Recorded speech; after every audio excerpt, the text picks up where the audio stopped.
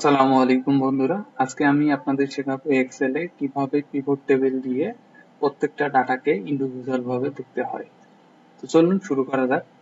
প্রথমত যে কোনো একটা ডাটাকে আপনি এক্সেলে বের করে রাখবেন এবং এই ডাটার মাঝখানে সিলেকশন করে ইনসার্ট বাটনে যাবেন, ইনসার্ট মেনুতে যাবেন, দেন পিভট টেবিল নামে একটা সাব মেনু আছে, এখানে ক্লিক করবেন।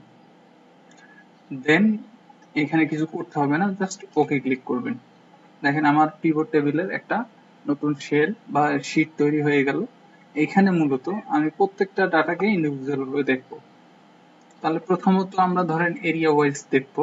তো এরিয়া ওয়াইজ দেখতে গেলে এরিয়া নামটাকে র ঘরে নিয়ে আসতে হবে এবং টোটাল অ্যামাউন্টটাকে ভ্যালু ঘরে নিয়ে আসতে হবে। দেখেন এখানে কিন্তু একটা ইন্ডিভিজুয়াল ডাটা হয়ে গেল, অর্থাৎ এরিয়া ওয়াইজ টোটাল অ্যামাউন্টটা আলাদা হয়ে গেল।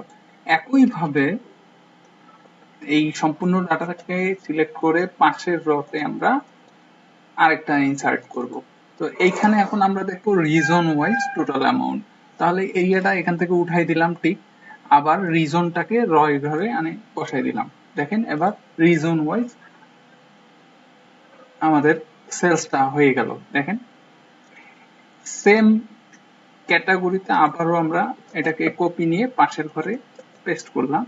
এখন আমরা এখানে দেখবো জোন ওয়াইজ সেলস। তাহলে আমরা রিজনের ঘরের টিকটা উঠাই দিয়ে জাস্ট জোনটাকে রয়েতে নিয়ে আসবো। দেখেন এবার কিন্তু আমার জোন ওয়াইজ টোটাল সেলসটা শো করছে।